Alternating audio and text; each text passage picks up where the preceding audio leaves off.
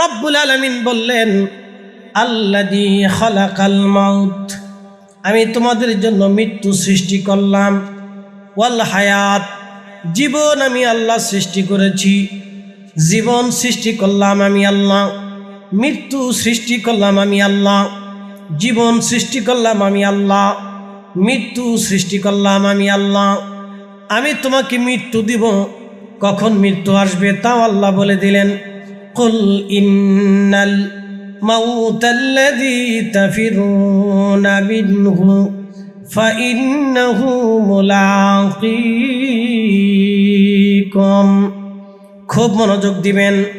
আল্লাহ বলেন, হুজুর আপনি আপনার উম্মতকে জানায় দেন, আপনার উম্মত আমার বান্দারা, এ মানব জাতি মৃত্যু থেকে তারা পালায়, মৃত্যু থেকে তারা পালায়।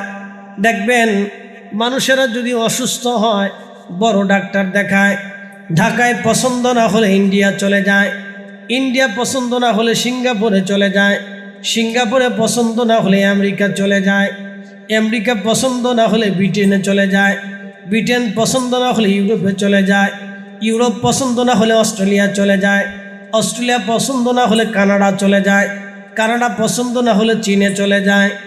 কিন্তু বলুন তো, আমার রব 1450 বছর আগে দ্ব্যর্থহীন ভাষায় ঘোষণা দিলেন, বন্ধু উম্মতকে জানায় দেন, তারা যেখানেই পালাক না কেন, যেখানেই যাক না কেন, যত চিকিৎসাই করুক না কেন, যত ওষুধই খাক না কেন, যত নতুন যন্ত্র আবিষ্কার করুক না কেন, যত চেষ্টাই করুক না কেন, পাতালের গভীরে লুকাক না কেন, সাগরের গভীরে চলে যাক না কেন, জমিনের গভীরে পালায় যাক না কেন, আসমানে সিঁড়ি বেয়ে পালায় যাক না কেন, ভিন্ন কোনো গ্রহে চলে যাক না কেন, আর পাহাড়ের গভীরে গহীন গুহার ভিতরে লুকাক না কেন, আফা ইন্নাহু মুলাকীকুম, এই মৃত্যু তার সাথে মোলাকাত করবে, এ মরণ তার সাথে মোলাকাত করবে।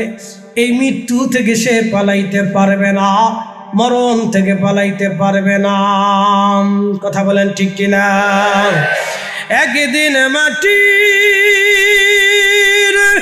ভিতরে হবে ঘরে, মন আমার কেন বান্ধ দালান ঘর। শহরের যিনি সবচেয়ে বড় প্রাসাদওয়ালা, 2-4টা বাড়ির মালিকওয়ালা, তার ঠিকানা কোথায়? না না, জোরে বলেন কোথায়? আরো জোরে বলেন। কি দিয়ে বানানো? জোরে বলেন কি দিয়া? শহরের যিনি হাজার হাজার কোটি টাকার মালিক, অথবা সাগরে যার 2-4টা বড় বড় জাহাজ আছে, এক একটা জাহাজ 2-4, 10, 15, 20, 30, 50, 100 কোটি টাকার মালিক একটা জাহাজ। এইরকম দিয়ে যদি বাংলাদেশের কয়েক হাজার কোটি টাকার মালিক হোক, 50,000 কোটি টাকার মালিক হোক, 80,000 কোটি টাকার মালিক হোক, 1,00,000 কোটি টাকার মালিক হোক, তার কবরের ঠিকানা হবে মাটি। মাত্র বরাদ্দ 3.5 হাত, কাফনের কাপড় মাত্র 3 টুকরা, 1 টুকরাও বেশি হবে না, 1 ইঞ্চি মাটি বেশি বরাদ্দ হবে না। কথা কন ঠিক কিনা? খুব মনোযোগ দেন। আসার সময় আসলেন, কোনো পকেট ছিল না। আপনি যখন দুনিয়াতে আসলেন, আপনার নিজস্ব কোনো ক্ষমতা নাই, আপনার চোখের ক্ষমতা নাই, জবানের ক্ষমতা নাই, হাতের ক্ষমতা নাই, আপনার কোনো পাওয়ার নাই, না রাষ্ট্রীয় পাওয়ার, না ব্যক্তিগত পাওয়ার, না সামাজিক পাওয়ার, না জ্ঞানের পাওয়ার, না বিদ্যার পাওয়ার, না ক্ষমতার পাওয়ার, না বিজ্ঞানীর পাওয়ার, না মেধার পাওয়ার। আপনি যখন দুনিয়াতে আসলেন তখন আপনি ছিলেন একা, কিছুই ছিল না আপনার। যখন দুনিয়াতে বড় হলেন তখন আপনি দিক শূন্য। আগামীকাল ফরিদি বেঁচে থাকবে কিনা ফরিদি সাহেব নিজেও জানে না। আজকে রাত এখান থেকে মাহফিল করে যাবে কিনা ফরিদি সাহেব নিজেও জানে না। এবং নিঃশ্বাস ছেড়ে দিয়েছে, গ্রহণ করতে পারবে কিনা ফরিদি সাহেব তাও জানে না। নিঃশ্বাস গ্রহণ করেছে, ছেড়ে দিতে পারবে কিনা ফরিদি সাহেব তাও জানে না। এখানে কেউ জানে না, কোনো বিজ্ঞানী জানে না, কোনো সায়েন্টিস্ট জানে না, রাশিয়ার প্রেসিডেন্ট জানে না, আমেরিকার প্রেসিডেন্ট জানে না, এই সৌদি আরবের রাজা জানে না, বাংলাদেশের উপদেষ্টা জানে না, পৃথিবীর সবচেয়ে বড় সেনাপ্রধান ও বন্ধু, সেও জানে না, পৃথিবীর বড় বড় সেনাপ্রধানরাও জানে না, বড় বড় জ্ঞানী ডাক্তাররাও জানে না আগামী মুহূর্ত তার জন্য কি আসবে। আবার যখন চলে যাবে তখনও কবরে চলে যাবে একা, আসার সময় আসলো একা, কবরে যাওয়ার সময় গেল একা, যাওয়ার সময় একেবারে কিছুই নাই, মাত্র 3টা কাফনের কাপড় বরাদ্দ, এর বেশি কিছু নিতে পারে নাই। ব্যাংকে পড়ে আছে হাজার হাজার কোটি টাকা, জমিনে আছে হাজার হাজার বিঘে সম্পত্তি, অনেক বড় বড় ইন্ডাস্ট্রি গ্রুপের মালিক, বিরাট বড় ক্ষমতা, তিনি মাননীয় রাষ্ট্রপ্রধান, কোনো লাভ হবে না। কবরে একা, কবরে একা, কবরে একা। বিরাট বড় রাষ্ট্রপতি, যাওয়ার সময় মাত্র 3টে কাফনের কাপড়। বিরাট বড় অর্থমন্ত্রী, যাওয়ার সময় 3টে কাফনের কাপড়। বিরাট বড় স্বরাষ্ট্রমন্ত্রী, যাওয়ার সময় কাফনের কাপড়। বিরাট বড় ক্ষমতাওয়ালা সেনা প্রধান, যাওয়ার সময় 3টে কাফনের কাপড়। বিরাট বড় পুলিশ প্রধান, যাওয়ার সময় 3টে কাফনের কাপড়। এর বেশি কিছু বরাদ্দ হবে না। কথা বলেন ঠিক কিনা? তারপরেও মানুষ চুরি করে, তারপরেও মানুষের গরিবের রক্ত চুষে খায়। কি কথা কর না কেন? তারপরেও মানুষ গরিবের রক্ত চুষে খায়। কয়েকদিন আগে সাতক্ষীরাতে আমিরুল নামে এক ভদ্রলোক চিঠির মধ্যে, চিরকুটের মধ্যে লিখলেন, খাবারের অভাবে, ঋণের চাপে আমি নিজে আত্মহত্যা করলাম, আমার কলিজার টুকরা সন্তানদেরকে হত্যা করলাম, আমার বিবিকেও হত্যা করলাম। একই পরিবারের 4 জন মিলে নিজেরা নিঃশেষ হয়ে গেল, আত্মহত্যা করল। কিসের জন্য? খাবারের জন্য। এদেশে কারো ব্যাংকের মধ্যে হাজার হাজার কোটি টাকা আছে, খাবারের তার অভাব নাই, কিন্তু আমার দেশের আমিরুল খাবারের অভাবে মরে গেল, আত্মহত্যা করলো। এদেশের কত বড় বড় ধনী না, সাতক্ষীরার ভিতরে ধনীর অভাব ছিল না, ব্যাংকে টাকা আছে, গোডাউনে খাবার আছে, তারপরও আমাদের দেশের আমিরুল পরিবার সহ আত্মহত্যা করলো। কারণটা কি? একটাই মাত্র কারণ, এই জমিনে আমার নবীর আদর্শ নাই। যদি রসুলের আদর্শ থাকতো, আল্লাহর কসম আমিরুলের আত্মহত্যা করা লাগে না। কথা কর না কেন? ঠিক কিনা? আমরা শুধু মনে করি পাকড়ি মাথায় দিয়ে রাস্তায় হাঁটলে বুঝি বিরাট সুন্নত আদায় হয়ে যাবে, বাবি জুব্বা গায়ে দিয়ে হাঁটলে বুঝি সুন্নত আদায় হয়ে যাবে। কিন্তু না, গরিবের বাড়ি খাবার পৌঁছাই দেওয়া ছিল অরিজিনাল সুন্নত, আমরা পৌঁছাইতে পারি নাই। আর আমার দেশের কিছু আলেমরা আছে, ওই মিলাদুন নবী বন্ধ করো, ওই ফাতেহা বন্ধ করো, ওই মিলাদ বন্ধ করো, ওই দোয়া বন্ধ করো, ওই বুকের উপরে হাত বেঁধে নামাজ পড়ো, ওই তারাবির নামাজ 8 রাকাত বানাও, ওই বেতনের নামাজ 1 রাকাত বানাও। মনে হয় ওরে দুনিয়াতে শয়তানি করার জন্য আল্লাহ টেন্ডার দিয়ে পাঠাইছে। শয়তানি টেন্ডার তো শয়তান নিয়ে দুনিয়াতে আসছে, শয়তানি টেন্ডার তো কোনো আলেমের হওয়ার কথা না। আমার মসজিদে ভেজাল বাড়ানোর কথা ছিল না, আমার সমাজে ভেজাল বাড়ানোর কথা ছিল না। মিলাদুন নবীর মাহফিলের জন্য বন্ধ করার জন্য তো তোমাকে বলা হয় নাই, দোয়া বন্ধ করার জন্য তো তোমাকে বলা হয় নাই। তোমাকে বলা হয়েছিল এই জমিনে ইনসাফ প্রতিষ্ঠিত করার জন্য। আমার দেশের হাজার হাজার হাজার হাজার বিচার সালিশ হয়, হাজার হাজার বিচার সালিশ হয়, টাকা দিয়া অন্যায় বিচার হয়। গরিবের পক্ষে বিচার হয় না, ধনীর পক্ষে বিচার হয়ে যায়। যার লোক বেশি তার পক্ষে বিচারে যায়, যার পয়সা বেশি তার পক্ষে বিচারে যায়। আমার দেশের হাজার হাজার গরিব মানুষ জমি বুঝে পায় না, জায়গা বুঝে পায় না, ঘর বুঝে পায় না, টাকা বুঝে পায় না। এমনও বহু মানুষ আছে যারা দিন আনে দিন খায়, খাবার পায় না। আমাদের আলেমদের দায়িত্ব ছিল গরিব মানুষের ঘরে খাবার পৌঁছানো, আমাদের দায়িত্ব ছিল দুনিয়াতে ইনসাফ প্রতিষ্ঠিত করা। কথা বলেন ঠিক কিনা? কোনো ভারী নেই। আমার দেশের লক্ষ লক্ষ লক্ষ লক্ষ যুবকরা, হাজার হাজার যুবকরা বাবা খাইয়া, ফেন্সি খাইয়া, মদ খাইয়া, তারি খাইয়া, নেশা করে ধ্বংসের মুখে চলে যায়।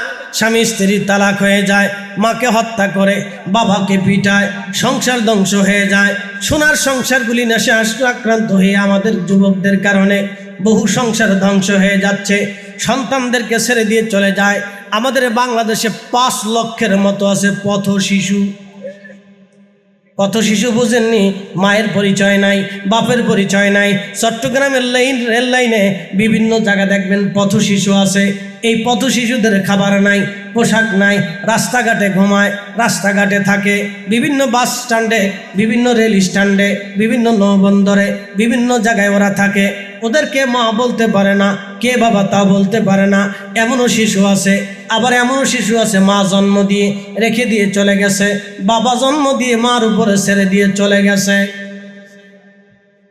আমার দিকে তাকান, এই দেশের বহু যুবক আছে বিয়ে করে বাচ্চা জন্ম দিয়ে বাচ্চার খবর নেয় না। রাষ্ট্রের দায়িত্ব কি ছিল?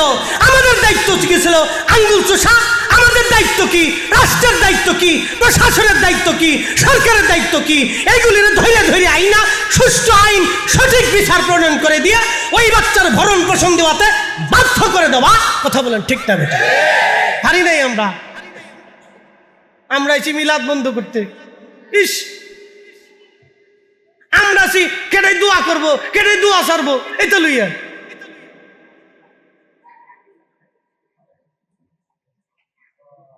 শুনিয়া যান চট্টগ্রামবাসী, আমি জানি কথাগুলি অনেকের কষ্ট লাগলেও আমি বাস্তবসম্মত কথা বলার চেষ্টা করি। আমার রাষ্ট্র সুন্দর হবে, সমাজ সুন্দর হবে, আমরা সুন্দর হব। আল্লাহ আমাদের তৌফিক দান করুন, জোরে বলেন আমিন। রহমতের নবী দুনিয়ার ভিতরে এসেছিলেন, তিনি 40 বছরে কোরআন নাজিল হলো। 40 বছরের সময় কোরআন শরীফ নাজিল হলো। তাহলে বাকি 40 বছর নবীজি দুনিয়াতে কি কাজ করেছিলেন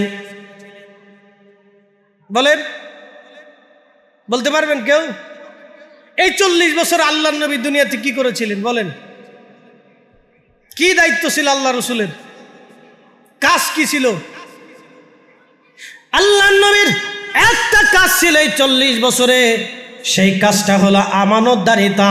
নবী কখনো আমানত নষ্ট করেন নাই, মিথ্যা বলেন নাই, ধোঁকা দেন নাই, মারামারি করেন নাই, হত্যা করেন নাই।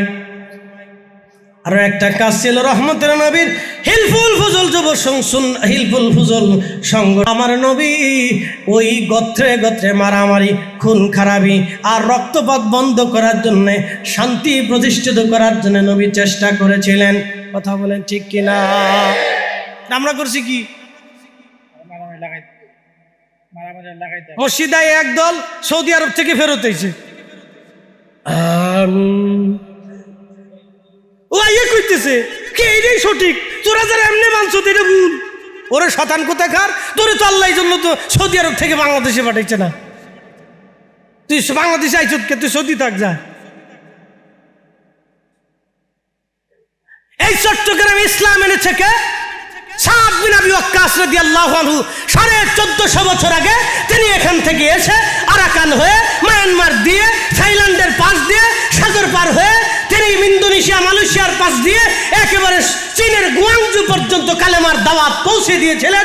তার 100 বছর পরে বদর শাহ ওলি আসলেন, তার 100 বছর পরে হযরত বাইজিদ বুস্তামি, তার 100 বছর পরে 12 আউলি আসলেন, তারও 300 বছর পরে 360 আউলি আসলেন, তারও বহু বছর পরে বহু অলিরা আসছেন, তারও আগে অলিরা এসেছেন। অলিরা এসে কালেমার দাওয়াত দিয়েছেন। যদি অলিরা বুকের উপরে হাত বাঁধতেন তাহলে আমার দেশের 18 কোটি মানুষ বুকের উপরে হাত বাঁধত। অলিরা নাভির নিচে বেঁধেছেন, 18 কোটি মানুষ নাভির নিচে হাত বাঁধে। কথা বলেন ঠিক না? শুনি আইসা আমার বেদাতি বানাইতে, কি আশ্চর্য! আজ পর্যন্ত পতিতালয় থেকে একটা মেয়ে এনে তারে তুমি মানুষ বানাইতে পারো নাই। তুমি এসে দেশে নবীর দুরূদ সালাম বন্ধ করার জন্য শয়তানে চিন্তা করে আমি যেটা করতাম সেটা ও করে দিতেছে, অসুবিধা নাই। কষ্ট হচ্ছে আপনাদের? চলবে? একসাথে বলেন চলবে। আল্লাহ চালাইবার তৌফিক দিক বলে না আমিন। চিন্তা করি ব্রাহ্মণবাড়িয়া মানুষ কোত্থেকে আইল? ব্রাহ্মণবাড়িয়া? হ্যাঁ হ্যাঁ, আর আছে মারহাবা কইলেন না? মাশাআল্লাহ মাশাআল্লাহ। তো খুব মনোযোগ দেন। আল্লাহ দুনিয়াতে আমাদেরকে কি দায়িত্ব দিলেন? কাজ কি আমাদের? খালি কামাই করবেন আর খাবেন আর ঘুমাবেন নাই তো, এই তো কাজ না। এটা কাজ না। কাজ আল্লাহ আর একটা দিচ্ছে, দারুণ কাজ দিছে। সেই কাজ আমাদেরকে আঞ্জাম দিতে হবে। চমৎকার কাজ দিছে। শোনেন, আমরা কিন্তু কুকুর না, আমরা মানুষ। শোনেন, আমরা কিন্তু বন্য প্রাণী না, আমরা মানুষ। শোনেন, আমরা কিন্তু বাকি 4 লক্ষ প্রজাতির জীব এবং জানোয়ার না, আমরা মানুষ। আল্লাহ আমাদেরকে শ্রেষ্ঠত্ব দিয়েছেন, আশরাফুল মাখলুকাত বানিয়েছেন, আমরা মানুষ। আমরা মানুষ। শোনেন, যে বেটা রাষ্ট্রের টাকা চুরি করে ও মানুষ না, এটা জানোয়ারের চাইতে নিকৃষ্ট। কুত্তা খায় কিন্তু বেঈমানি করে না। যারা গরিবের হক নষ্ট করে ও নিজেও খায়, বেঈমানিও করে, ও মানুষ না, কুকুরের চাইতে নিকৃষ্ট। কথা বলেন ঠিক কিনা? আপনি মানুষ পাইলেন কই? দেশে বহু অমানুষ আছে, মানুষের সংখ্যা খুব কম, খুব কম মানুষের সংখ্যা। প্রিয় উপস্থিতি, খুবই মনোযোগের সাথে শুনবেন। আমি যে কথাগুলি বলছিলাম মনোযোগ দিবেন। রব্বুল আলামিন আমাদেরকে দুনিয়াতে পাঠাইলেন, পৃথিবীতে আসলাম, আমরা মানুষ, আশরাফুল মাখলুকাত। আমাদের কাজ কি, করণীয় কি? রব্বুল আলামিন আমাদের কিছু কিছু কাজ দিয়েছেন, যেই কাজগুলি আমাদের অত্যন্ত দরকার। এই যে আপনারা আজকে আসলেন, ছোট ছোট বাচ্চারা মাহফিল সাজাইছে, ওরা কিন্তু মেম্বারি, চেয়ারম্যানি, টেন্ডারবাজি, চান্দাবাজি করবে না। ওরা কেন মাহফিলটা দিল?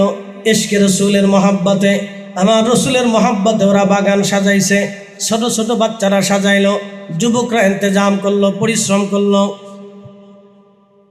সাজাই শেষ করে নেই। আমরা দাওয়াত দিচ্ছি, প্যান্ডেল করছে, মাইকিং করছে, আরও কত কিছু, তাবারুকও রান্না করছে, আপনাদেরকে খাওয়াবে।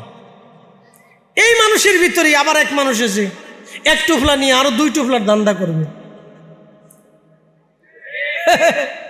আস্তে কটকা, জোরে বলেন। এই মানুষের ভিতরে মানুষ আছে, ও আজও শুনবে, টুফলা 1টার পরিবর্তে 4টে নেওয়ার দান্দা করবে। আবার এই মানুষই মসজিদে নামাজ পড়তে যাবে, ভালো জুতা জোড়া চুরি করে নিয়ে আসবে। এরা মানুষ। তা মানুষ কই পেলেন আপনি? মানুষের সংখ্যা খুব কম, খুব কম আছে। খুব মনোযোগ দিয়ে শুনবেন। আল্লাহর জমিনে রব্বুল আলামিন আমাদেরকে মানুষ বানায়া দুনিয়াতে পাঠাইলেন। আমরা মানুষ। কাজ কি আমাদের? মানুষ হইয়া ভবেতে আসিয়া মানুষের করিলাম কি? মানুষ হইয়া ভবেতে আসিয়া মানুষের করিলাম কি? নবী না মানিলাম কি যে ভুল করিলাম, নবী না মানিলাম কি যে ভুল করিলাম, ভস্মে ডালিলাম ঘি। মানুষ হইয়া ভবেতে আসিয়া মানুষের করিলাম কি? একটু দুরূশে পড়েন, আল্লাহুম্মা সাল্লি আলা সাইয়্যিদিনা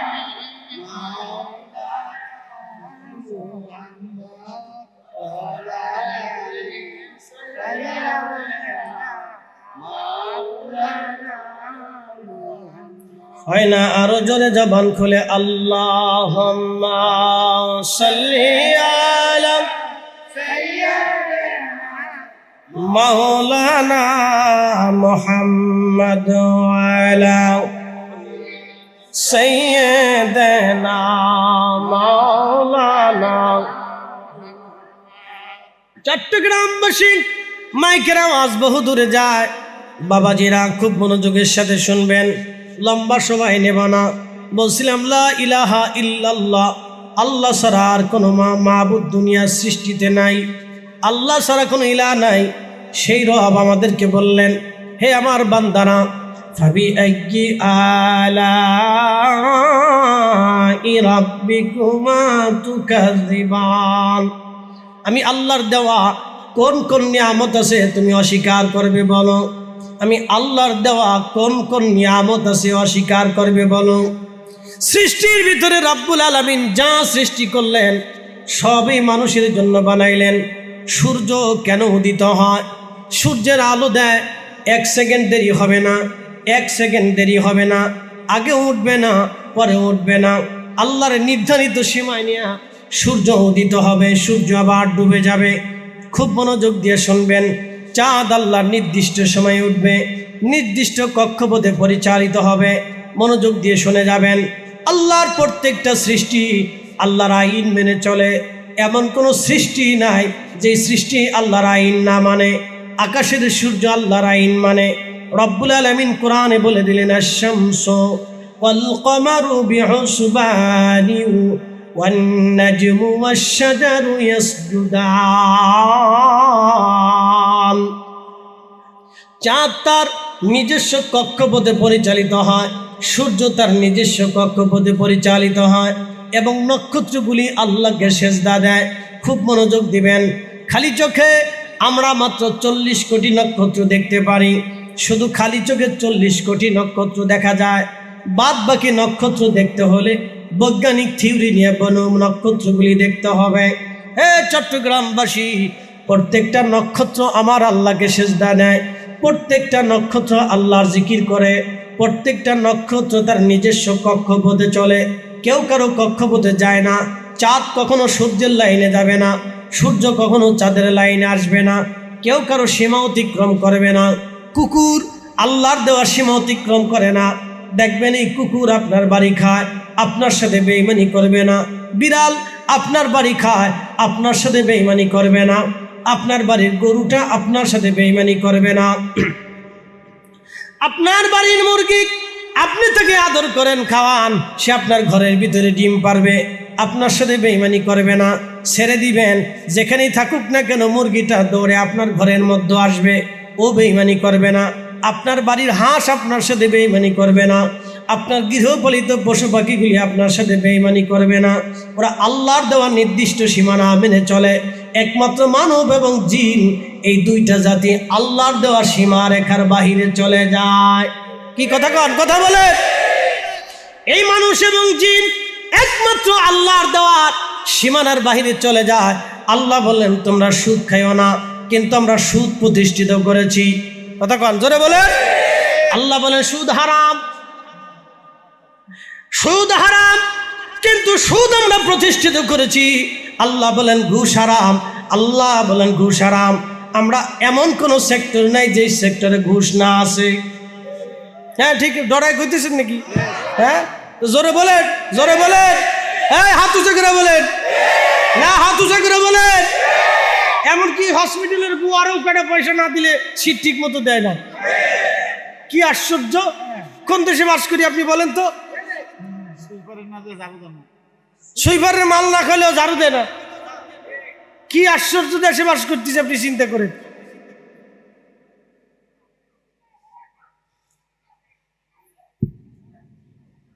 এইভাবে যদি চলে তো আগামী বাংলাদেশের অবস্থা কি হবে?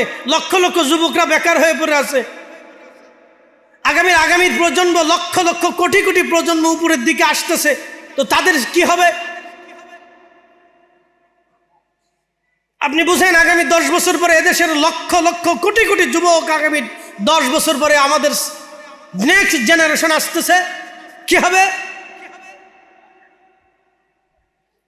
তো নেক্সট জেনারেশনের ভিতরে যদি 5 লক্ষ পথ শিশু হয়, তাহলে বাকি 10 বছর পরে আরো 5 লক্ষ বাড়বে। তো 10 লক্ষ হলে 10 লক্ষ কি করবে? ওরা ডাকাতি করবে। এখনো পর্যন্ত আমাদের কর্মপদ্ধতি নির্ধারণ করতে পারিনি। এই জন্য আপনাদেরকে বলি, সন্তানদেরকে তৈরি করার চেষ্টা করেন, নিজের সন্তানকে তৈরি করার চেষ্টা করেন, নিজের সন্তানকে আগামী দিনের মানুষ হিসেবে তৈরি করার চেষ্টা করেন, আগামী দিনের প্রকৃত মুসলিম হিসেবে তৈরি করার চেষ্টা করেন, আগামী দিনের নবীর আশিক হিসেবে তৈরি করার চেষ্টা করেন, আগামী দিনের রসুলের গোলাম হিসেবে তৈরি করার চেষ্টা করেন। কথা বলেন ঠিক না বেটা? এই জাতি ধ্বংস হবে। অন্ধকার দেশের জন্য অনেক বড় অন্ধকার। এই আমার দিকে তাকান, ভালো করে বুঝেন। আমার দেশ স্বাধীনতার 6 বছর আগে মালয়েশিয়া স্বাধীন হয়েছে। মালয়েশিয়া থেকে, আমার দেশ থেকে লক্ষ লক্ষ শ্রমিক তাদের দেশে নিয়ে কাজ করায়। বুঝেন, তাদের দেশে কাজের লোকের সংকট বিধায় আমাদের দেশ থেকে তারা লোক নেয়। কি কথা ঠিক আছে না? সৌদি আরব আমাদের দেশ থেকে লোক নেয়, বলে কেন? তাদের দেশের কাজের লোকের সংকট। তার অর্থ হলো তাদের দেশে মানুষের কাজ তো আসেই আছে, আরো কাজ করানোর লোক নাই। আর আমাদের দেশের এত পরিমাণে কাজের লোক পড়ে রয়েছে যে আমাদের দেশে কাজ নাই। তাহলে আপনি বুঝেন যে আমরা কতটা ডিমোশনে আছি, যে আমার দেশে কাজ নাই। আপনি এতটুকুন থিম চিন্তা বুঝেন যে আমরা কতটুকুন পিছনে এখনো আছি, এখনো কত পিছিয়ে আছি। যে সৌদি আরবে আমাদের যে কাজ করে খেতে হয়, মালয়েশিয়া আমাদের যে কাজ করে খেতে হয়, থাইল্যান্ডে যে আমার দেশের মানুষেরা কাজ করে খেতে হয়, চীনে যে কাজ করতে হয়, জাপানে যে কাজ করে খেতে হয়, এই আপনার কি বলে কোরিয়া যে কাজ করে খেতে হয়, ইউরোপে যে কাজ করে খেতে হয়, তাও নিম্নমানের কাজ।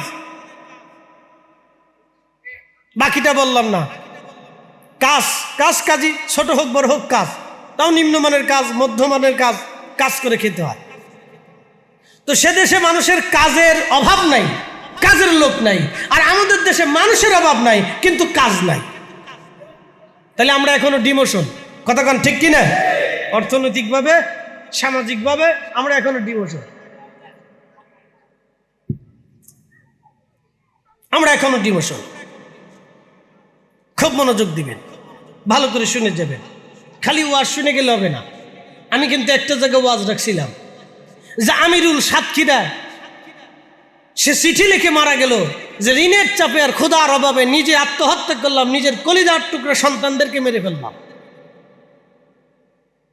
আপনি বুঝেন তো একটা ফ্যামিলি কতটা অসহায় হলে এখনো খাদ্য সংকটে আত্মহত্যা করতে হয় আধুনিক যুগে। ভাবেন আপনি, আমার দেশের ধনীরা করছে কি? সাতক্ষীরা কি ধনী ছিল না? ওর আশেপাশে কি ধনী ছিল না? পয়সাওয়ালা ছিল না? তার কি আঙ্গুল চুষছে নাকি? প্রশ্ন তো এটা। যদি রসুলের আদর্শ আমাদের মধ্যে থাকতো, আল্লাহর কসম আমিরুলকে আজকে মরতে হয় না। কি কথা কর না কেন? বলে কি আদর্শ বুঝাইতেছি। হযরতে সাইয়্যিদুনা ওমর রাদিয়াল্লাহু আনহু মাথায় করে গরিবের বাড়ি খাবার দিলেন। হযরত আবু বকর গরিবের বাড়ি খাবার দিলেন। হযরত উসমান গরিবের বাড়ি খাবার দিলেন। হযরত আলী মাথায় করে গরিবের বাড়ি খাবার দিলেন। আল্লাহর নবী নিজে গরিব উম্মতদেরকে ডেকে ডেকে এনে তিনার হুজরাতে খাবার দিলেন, নিজে খোঁজ নিয়ে খাবার খাওয়ালেন। আল্লাহর নবী আরো বলে দিলেন, আমার উম্মত তোমরা শুনে রাখো, তোমরা জেনে রাখো, তুমি তত সময় মুমিন হতে পারবে না যত সময় তোমার প্রতিবেশীরা ক্ষুধার্ত থাকবে আর তুমি পেট ভরে খাবার খেয়ে রাত্রিবেলা ঘুমাবা। আমার উম্মত, আমার আল্লাহ তোমাকে মুমিনের কাতারে নাম লিখবে না। তুমি তাহাজ্জুদ পড়লেও নাম লিখবে না, তুমি হজ করলেও নাম লিখবে না, তুমি কাবা ঘর ধরে কান্নাকাটি করলেও কাজ হবে না। কারণ তোমার প্রতিবেশী ক্ষুধার্ত অবস্থায় রাত্রিবেলা না ঘুমিয়ে আছে আর তুমি পেট ভরে রাত্রিবেলা খেয়ে ঘুমাইছো। আমার উম্মত তোমার নাম মুমিনের কাতারে লেখা হবে না। সহিহ মুসলিমে রহমতের নবীজি বললেন, আমার উম্মত কিয়ামতের ময়দানে আল্লাহ আতার বান্দাদেরকে ডাক দেবে, হে আমার বান্দা আব্দুল আলিম, আব্দুল করিম, আব্দুর রহিম, আসো আসো আসো আমার কাছে আসো, দাঁড়াও। আল্লাহ ডাক দেবে, হে আব্দুল করিম, আমি ক্ষুধার্ত ছিলাম, তুমি আমাকে খাবার দাও নাই কেন বলো? ভালো করে শুনে যাবেন, ওয়াজ শুনতে হবে, এগুলি শুনতে হবে। আমাদের দেশের সামাজিক এত অবক্ষয় হয়েছে, বলাই ভাষার মতো না। মানুষের সামনে মানুষ খুন করে ফেলাইতেছে, হাজার হাজার মানুষ চারপাশ দিয়ে দাঁড়াই রয়েছে, কেউ ধরেও না, ঠেকাও না, প্রতিবাদও করে না। হ্যাঁ, আবার ভিডিও করে সারেকে দেখেন কেমনে খুন হইতেছে। তুমি কি আঙ্গুল চুষছো নাকি? তোমার কি কথা কন না, বুঝেন না? এটা সামাজিক অবক্ষয়। এই একদমে জাহিলিয়াত চলতেছে এখন। শুনিয়া যান, আল্লাহর নবী ডাক দিলেন, আমার উম্মত কিয়ামতের ময়দানে আল্লাহ ডাক দিবেন, আরে আমার বান্দা আমি ক্ষুধার্ত ছিলাম, তুমি কেন আমাকে খাবার দাও নাই? তখন আল্লাহর বান্দা বলবে, হায় রব, বলেন কি আপনি তো নিজে রাজ্জাক রিজিক দেনেওয়ালা, আপনি কখন ক্ষুধার্ত ছিলেন? আমার রব, আমার আল্লাহ রাব্বুল আলামিন বলবেন, বান্দারে তোমার প্রতিবেশী, তোমার গ্রামবাসী, তোমার এলাকাবাসী না খেয়েছিল, তুমি যদি সেই দিন তার ঘরে খাবার পৌঁছাইতা, তুমি যদি তাকে খাবার খাওয়াইতা, আমার বান্দা আজকে আমি আল্লাহর খাবার খাওয়া হয়ে যাইতো। সুবহানাল্লাহ বলবেন না? হ্যাঁ না, আরো জোরে বলেন, জোরে বলেন, জোরে জোরে। তুমি যদি আমার বান্দার ঘরে খাবার পৌঁছাইতা, আমার ক্ষুধার্ত বান্দারে খাবার খাওয়াইতা, ও বান্দা আমি আল্লাহর খাবার খাওয়া হয়ে যাইতো। আল্লাহ বলবেন, রে বান্দা আমি তৃষ্ণার্ত ছিলাম, তোমরা সেই দিন আমাকে পানি পান করাও নাই। সেই দিন বান্দারা বলবে, এ রব আপনি বলেন কি, আমরা আপনি তো নিজেই পানি দেনেওয়ালা, বৃষ্টি বর্ষণওয়ালা, সাগর সৃষ্টি করনেওয়ালা, আপনি তো রিজিক বন্টন করনেওয়ালা, দেনেওয়ালা। আল্লাহ অতারজুকুমান তাশাউ বিগাইরি হিসাব, আপনি যাকে খুশি তাকে অগণিত রিজিকের মালিক আপনি বানায়া দেন। আল্লাহ আপনি বললেন কি, আপনি তৃষ্ণার্ত ছিলেন, আপনি পানি পান করেন নাই, আপনাকে কেউ পানি দেয় নাই। আল্লাহ বলেন কি, আমার রব সেই দিন ডাক দেবে, হে বান্দা তোমার প্রতিবেশী তৃষ্ণার্ত ছিল, তোমার এলাকাবাসী তৃষ্ণার্ত ছিল। এর অর্থ হলো আরবের জমিনে পানির বড় অভাব ছিল, পানির বড় কঠিন সমস্যা ছিল। সেই সময় আরবের দেশে এমন মুহূর্ত হয় স্বর্ণের চাইতে পানির দাম বেশি হয়ে যায়, খাবারের চাইতে পানির দাম বেশি। এই জন্য পানির গুরুত্ব বোঝানো হয়েছে।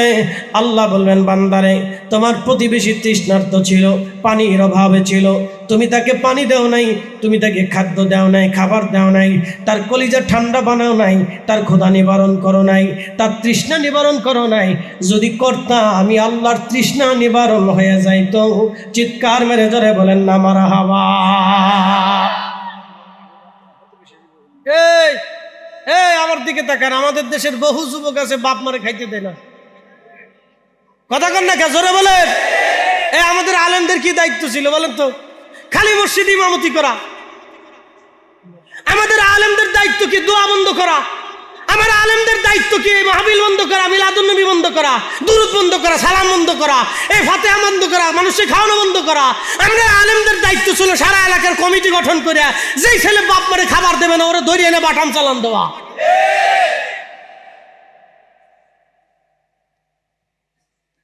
আমরা পারি নেই, আমরা কেডাই বুকের উপরে হাত বাঁধে ওরে নাভির নিচে বান্ধাইতে হবে, যেটা বুকে নাভির নিচে হাত বাঁধে ওরে বুকের উপর উড়াইতেই হবে।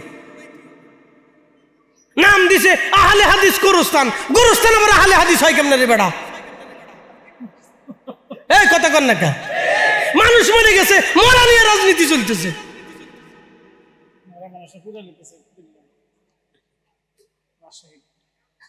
কি কইতাম আপনার বলেন তো? আমার দেশের হাজার হাজার যুবক, হাজার হাজার মানুষ বাবা মারে খাবার দেয় না, মাকে খাইতে দেয় না, বাবাকে খাইতে দেয় না, খাবারই তো দেয় না, চিকিৎসা কখন করবে বাপ? শুধু বলবেন দরিদ্র ফ্যামিলির ভিতরে, অশিক্ষিত ফ্যামিলি না, শিক্ষিত আছে। কি ভাবতেছেন? যদি দেখতে চান বৃদ্ধাশ্রমে চলে যান, যা দেখবেন অধিক শিক্ষিত মানুষের সন্তানরা বাবা মারে বৃদ্ধাশ্রমে পাঠাইছে। এই সমস্ত শিক্ষিতদেরকে ধরে আইনা এই গুলিস্তানের মোড়ে, যাত্রাবাড়ির মোড়ে বাটাম চালান দিলে সোজা হয়ে যাবে। আমরার কাজ তো এটা ছিল। সারা বাংলাদেশে সব আলেমরা মিলে, সব মতের আলেম, আমি কোনো মত বাদ দিলাম না, সবাইরে বাদ দিলাম না, সবাইরে ধরলাম।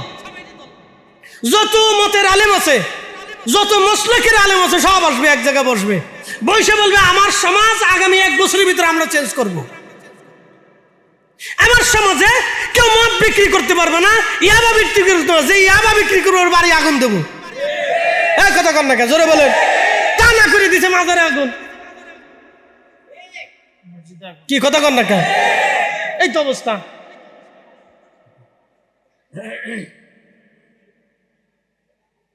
হাজার হাজার হাজার হাজার যুবকরা নেশায় আক্রান্ত হয়ে কত সংসার নষ্ট হয়েছে, কত বাবা মা ধ্বংস হয়ে গেছে, তার কোনো হিসাব নাই। আল্লাহর কসম করে বলি, এদেশের সব আলেম বৈশা যদি বলে আমার রাষ্ট্রের দরকার নাই, রাষ্ট্র আমাকে সম্মান করবে, আমরা সব আলেমরা মিলে আমাদের সমাজ পরিবর্তন করতে হবে। আগে আমাদের দেশে ইনসাফ প্রতিষ্ঠিত করতে হবে, ঘরে ঘরে ক্ষুধার্তর ঘরে খাবার দিতে হবে, অভাবীর ঘরে খাবার দিতে হবে, যে জমি বুঝে পায় না তার জমি বুঝাই দিতে হবে, আদিল হতে হবে, ন্যায় বিচার প্রতিষ্ঠিত করতে হবে।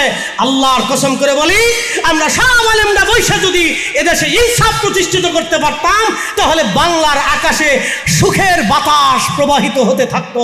কথা বলেন ঠিক কিনা?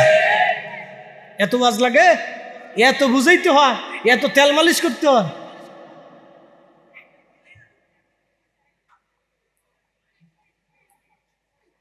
প্রিয় উপস্থিতি, হাজিরিন, আল্লাহ আমাদেরকে বুঝার তৌফিক দান করুন। বলে না বলে হুজুর কেন হবে না?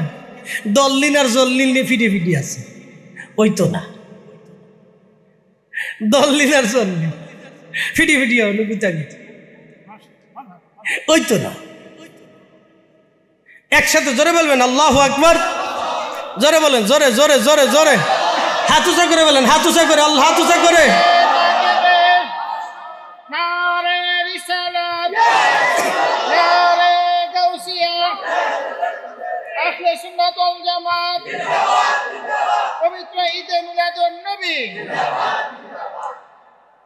উপস্থিতি হাজিরিন, ভালো করে শুনুন।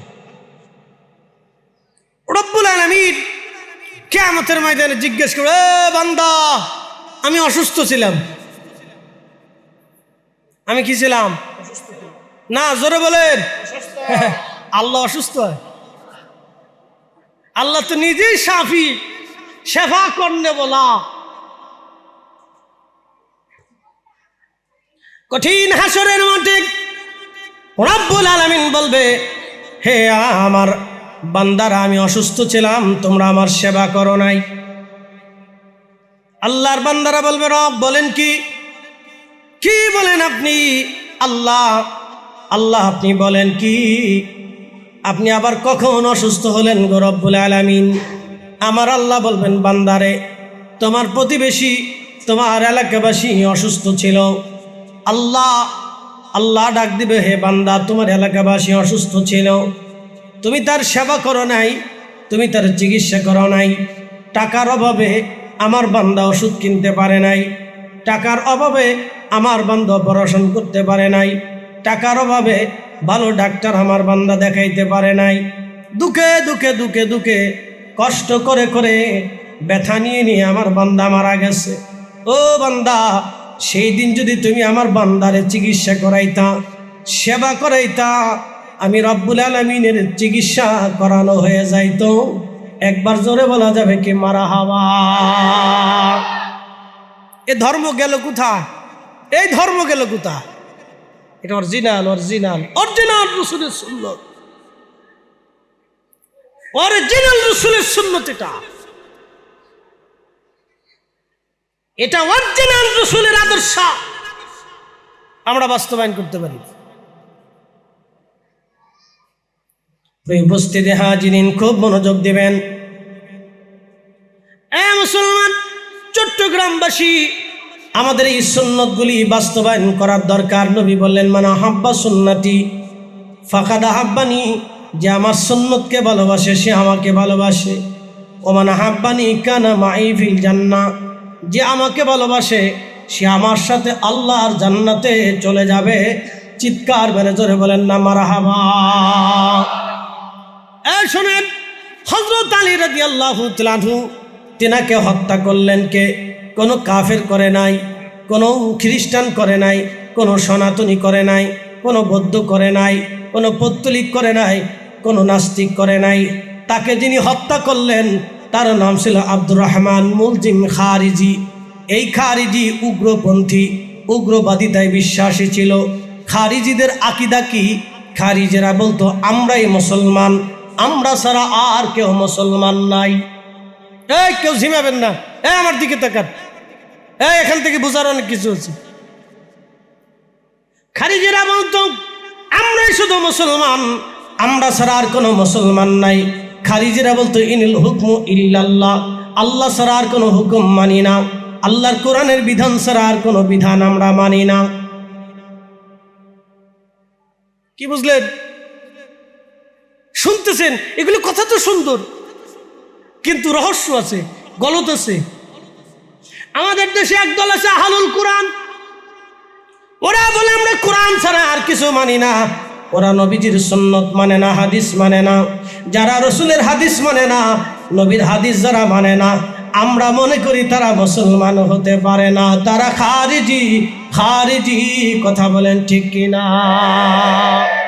শুনে যান, ওরা বলতো আমরা আর কিছু মানি না, সাহাবী মানি না। হযরত আলী বললেন, তোমরা ভুলের মধ্যে আছো।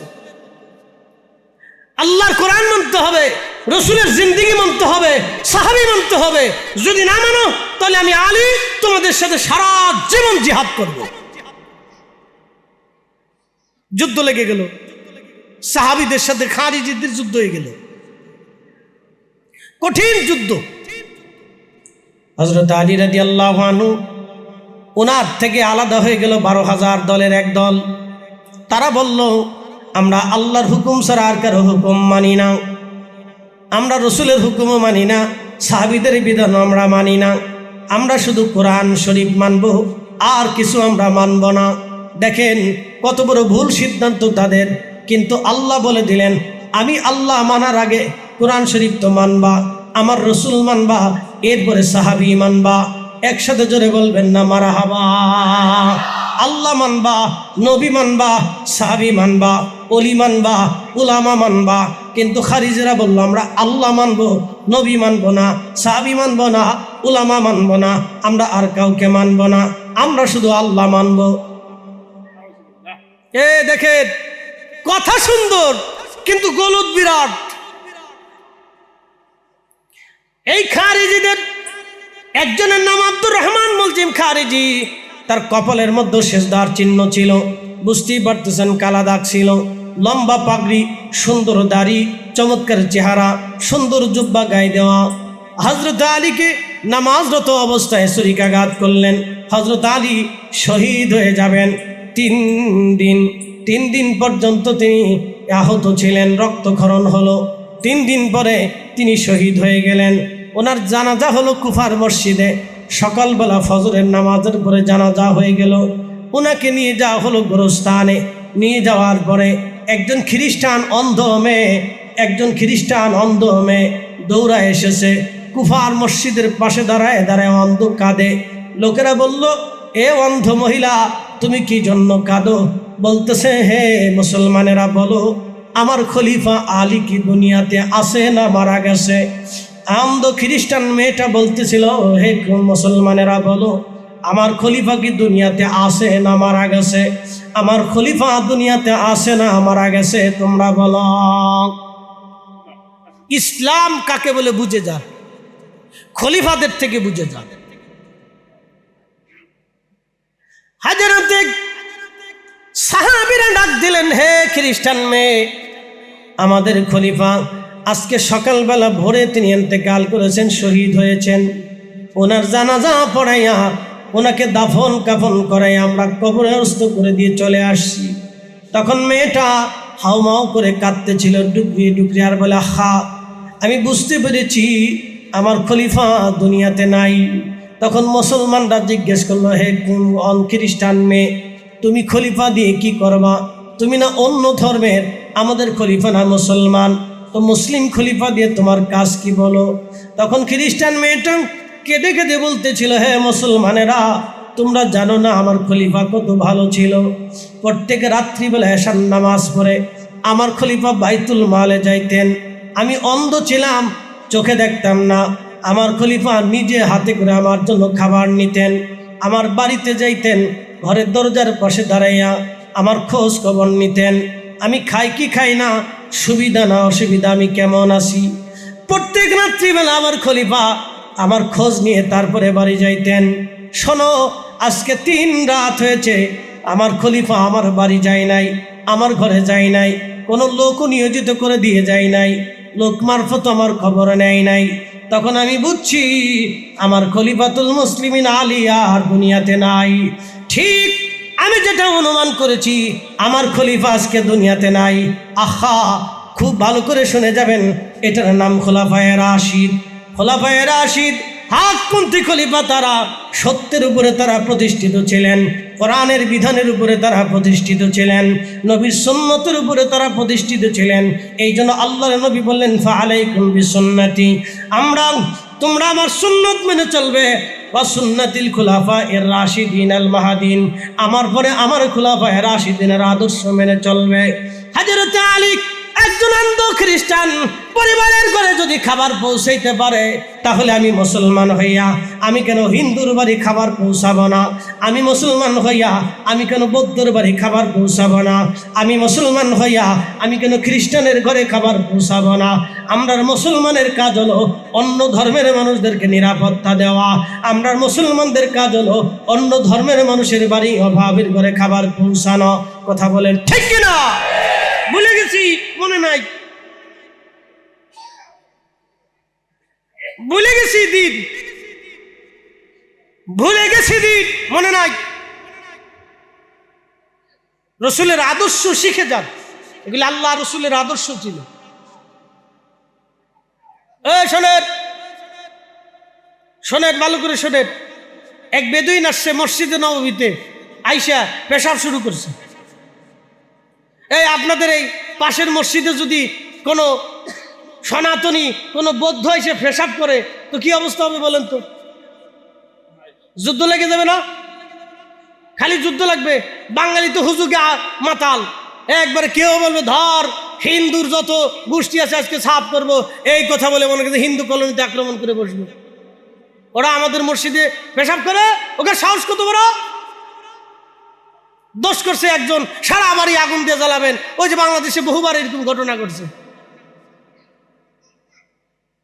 বেদুইন এসে নবীর মসজিদে পেশাব করতেছে, সহিহ বুখারীর হাদিস। আল্লাহ রসুলের মসজিদে পেশাব করতেছে বেদুইন এসে। আমার দিকে তাকান, বেদুইন পেশাব করতেছে। সাহাবায়ে কেরাম ধরতে গেছে, এই করো কি তুমি? আল্লাহ রসুল বললেন সাহাবীরা থামো, পেশাব করতে দাও। একসাথে বলবেন আল্লাহু আকবার। না হয় না, জোরে জোরে জোরে, আরো জোরে জোরে জোরে, না আরো জোরে বলে। রহমতের নবী বললেন থামো, পেশাব করতে দাও। কোন মসজিদ বলেন তো যেই মসজিদে রিয়াজুল জান্নাহ? কোন মসজিদ বলেন তো যেই মসজিদে 1 রাকাত নামাজ পড়লে 50,000 রাকাতের সওয়াব? কোন মসজিদ বলেন তো যেই মসজিদে হাজার হাজার সাহাবী নামাজ পড়েছে? কোন মসজিদ বলেন তো যেই মসজিদের সরাসরি ইমাম রাহমাতুল লিল আলামিন? কোন মসজিদ বলেন তো যেই মসজিদে বারে বারে জিবরাইল আমিন আসছে?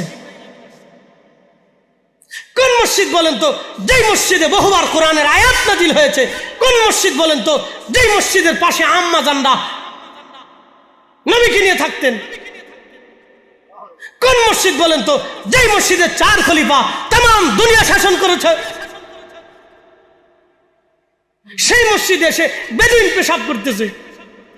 সাহাবীরা ধরতে গেছে, নবী বলেন থামো, ধরো না, বাধা দিও না, পেশাব করতে দাও। ইহসান শিখে যায়, এটার নাম ইহসান, দয়া।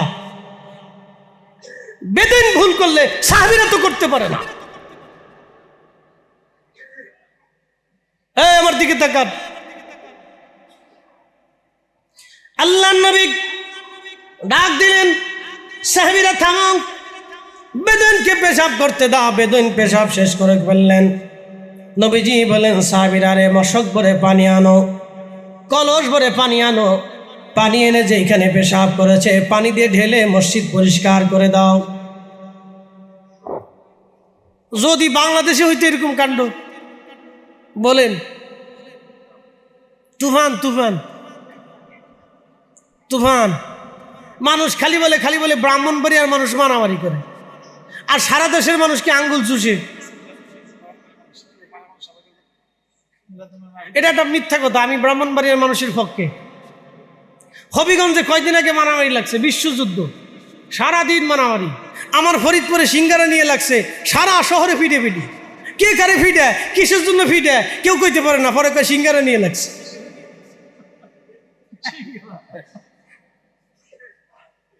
বিয়ে বাড়িতে মারামারি, কি নিয়ে মারামারি? খাওয়ান নিয়ে মারামারি। কি অবস্থা আমার দেশে! কত অসুস্থতা আপনি একটু চিন্তা করেন, ভাবেন, এটা ভাবেন। বাংলাদেশের একটা জেলা, সেটার নাম ব্রাহ্মণবাড়িয়া, এত পরিমাণে মাহফিল হয় আপনি কল্পনা করতে পারবেন না, এত পরিমাণে মাহফিল হয়। মারহাবা বলবেন না? দুই একটা বিচ্ছিন্ন ঘটনা সারা বাংলাদেশে কম বেশি আছে, সব জেলাতেই আছে। মনোযোগ দেন। আল্লাহ রসুল বললেন, সাহাবীরা পানি দিয়ে মসজিদ পরিষ্কার করো। একসাথে বলবেন আল্লাহু আকবার। মসজিদ পরিষ্কার করে দাও। মসজিদ পরিষ্কার হয়ে গেল। রসুল করিম বেদুইনকে বসায় বললেন, হে বেদুইন, শোনো, এটা মসজিদ, আল্লাহর ঘর, পবিত্র জায়গা, এটা পেশামের জায়গা না। এখানে কোরআন তেলাওয়াত হয়, এখানে সলাত হয়, এখানে নামাজ হয়, এখানে জিকির হয়, এটা পবিত্র জায়গা। সুন্দর করে বেদুইনকে বুঝাইলেন, বেদুইন বুঝে গেল। একসাথে বলবেন না মারহাবা? না, আরো জোরে জোরে জোরে বলেন, জোরে। হ্যাঁ, এটার নাম ইসলাম। এটা রসুল শিখিয়ে গেছে। হ্যাঁ, এটাই শিখিয়ে গেছেন। যদি বলেন রসুলেরটা ভুল ছিল, তাহলে আপনি ঠিক করে দেন। আর আপনি মুসলমান আছেন কিনা, ভালো করে লুঙ্গির কাপড় উঁচু করে টর্চ লাইট মেরে দেখতে হবে আপনার মুসলমানই দিচ্ছে কিনা, খাতনা করছে কিনা।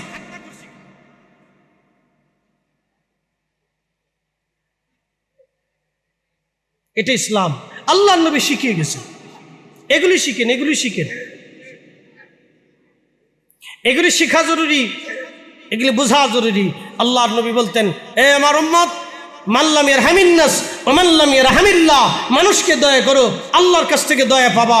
যে মানুষকে দয়া করে না, আল্লাহ তাকে দয়া করে না। ইহসান করো, দয়া করো, ইহসান করো, মানুষকে দয়া করো। আল্লাহ দয়া করতে শিখিয়েছেন। আল্লাহ নিজে দয়াশীল, দয়াশীলকে ভালোবাসেন। আল্লাহ নিজে হেসান করেন বলা, এই জন্য আল্লাহ হেসান শিখিয়েছেন। যারা হেসান করে আল্লাহ তাদেরকে হেসান করে, যারা দয়া করে আল্লাহ তাদেরকে দয়া করে। আল্লাহ নিজের নাম রহমান, নিজের নাম রহিম, আল্লাহ দয়া করে। বলে হুজুর আল্লাহ কেমনে দয়া করলো? এই যে বৃষ্টি দেয়, এই যে বৃষ্টি দেয়, এই যে খাবার দেয়, এত আল্লাহর অবাধ্য হলেন। এখানে বহু মানুষ আছে মাগরিব পড়ে নাই, এশা পড়ে নাই, ফজর পড়বে না, এই এক সপ্তাহের ভিতরে নামাজ পড়ে নাই। বহু আছে জুমার নামাজটাও পড়ে নাই, তারপরে আল্লাহ তারে খাবার দেয়, অক্সিজেন দেয়। বহু মানুষ আছে জীবনেও কোনোদিন আল্লাহকে আল্লাহ বলে স্বীকার করে না। পাথরের সামনে, প্রতিমার সামনে, মূর্তির সামনে, সূর্যের সামনে, আগুনের সামনে, নগরের সামনে, ওই কি বলে আপনার এই সূর্যের সাগরের সামনে মাথা নত করে সেজদায় পড়ে পূজা অর্চনা করে, তাকেই ক্ষুধা মানে, তাকেই প্রভু বিশ্বাস করে। তারপরে আল্লাহ তারে খাবার দেয়, তারে রিজিক দেয়, নিঃশ্বাস দেয়, সূর্য উঠায়, আলো দেয়, বৃষ্টি দেয়, তার অসুস্থতা সুস্থ করে আল্লাহ তারপরেও দয়া করে। একসাথে বলবেন না মারহাবা? আল্লাহ তারপরেও দেয়। এই জন্য তার নাম রহমান, এই জন্য তার নাম রহিম। যদি এই দুইটা নাম না থাকতো তাহলে পৃথিবী ধ্বংস হয়ে যেত, সূর্যের আলো বন্ধ হয়ে যাইত, পৃথিবীতে আগুন ধরে যাইত, সাগর শুকিয়ে যাইত, বৃষ্টি বন্ধ হয়ে যাইত, পাথর পড়া শুরু হতো, জমিনের ভিতর থেকে আগুন বের হতো। আল্লাহ রহমান, আল্লাহ রহিম। এই জন্য যে দয়া করে আল্লাহ তাকে ভালোবাসে, যে দয়াশীল আল্লাহ তাকে ভালোবাসে। এই জন্য রসুলের নাম ছিল রাহমাতুল্লিল, জোরে বলেন রাহমাতুল্লিল, একসাথে বলেন রাহমাতুল্লিল বিল মুমিনিনা রাউফুর রহিম, বিল মুমিনিনা রাউফুর রহিম, বিল মুমিনিনা রাউফুর রহিম। দয়া করাকে নবী দয়া করতেন, দয়াশীল ছিলেন, নবী রহমত ছিলেন, রহমাতুল্লিল আলামিন ছিলেন। রসুলের জমানাতে যুদ্ধ হলো, বহু যুদ্ধ। মক্কা বিজয় হলো, বদরের যুদ্ধ হলো, ওহুদের যুদ্ধ হলো, হুনাইনের যুদ্ধ হলো। রসুল করিম নিজে যুদ্ধে ছিলেন, নিজে যুদ্ধ উপস্থিত ছিলেন। আল্লাহ নবী যুদ্ধ করার আগে রসুল করিম সাহাবে কিরামের সামনে দাঁড়ায় বলতেন, হে সাহাবীরা, তোমরা খোদার জমিনে খোদার কালেমা, খোদার আইন, খোদার দিন, খোদার বিশ্বাস, খোদার দেওয়া পতাকা, আমি রসুলের দেওয়া আদর্শ বাস্তবায়নের জন্য তোমরা আজকে এক বিশাল বড় প্রতিরোধ আর দুশ্মনের সামনে তোমরা দাঁড়িয়েছ। যারা জমিনে আল্লাহকে মিটিয়ে দিতে চায়, তোমরা তাদের সামনে আজকে দাঁড়িয়েছ। শোনো, জয় পরাজয় অস্ত্র দিয়ে, ক্ষমতা দিয়ে, শক্তি দিয়ে কখনো জয় পরাজয় হয় না। জয় পরাজয় আল্লাহর আসমান থেকে বাজেট হয়। যদি আল্লাহ আমাদেরকে বিজয় দান করে, তাহলে শোনো, তোমরা কোনো বন্দীকে হত্যা করবে না। শোনো, কোনো যুদ্ধবন্দীকে হত্যা করবে না। শোনো, কোনো যুদ্ধবন্দীর মাল সামানাকে, যুদ্ধবন্দীর বাড়ি ঘরে তোমরা হামলা করবে না। কোনো বৃদ্ধকে হত্যা করবে না, কোনো নারীকে হত্যা করবে না, কোনো শিশুকে হত্যা করবে না, কারো মাল সামানে কেড়ে আনবে না, কারো বাড়ি আগুন দেবে না, ফসলি জমি নষ্ট করবে না, গাছ কেটে ফেলবে না, তোমরা কোনো ফসলি জমি নষ্ট করবে না, গবাদি পশু হত্যা করবে না, ধরে নিয়ে আসবে না, জুলুম করবে না, অন্যায় করবে না, বাড়ি ঘর পোড়াবে না। আর বাংলাদেশে যুদ্ধ করা লাগে না, এক গ্রাম আর এক গ্রামে মারামারি লাগলে, এক এলাকা আর এক এলাকায় মারামারি লাগলে যে এলাকায় ঠকে যায় ওই এলাকার বাড়ি ঘর গরু ছাগল সব ধরে নিয়ে চলে আসে। ইস, এরা আবার মুসলমান দাবি করে, এরা আবার নিজেকে মানুষ বলে দাবি করে। লজ্জা করা উচিত। কথা বলেন ঠিক না বেঠিক? কি আশ্চর্য! মাঝে মধ্যে আমি চিন্তা করি এদের কি শিখাইলো কে নাই? কতটা মুসলমান আমরা, কালমা পড়নে বলা জাতি, এখনো পর্যন্ত অনেক কিছু শিখি নাই। আমরা কালমা পড়নে বলা জাতি, এখনো পর্যন্ত অনেক কিছু শিখিয়ে দিই আমরা।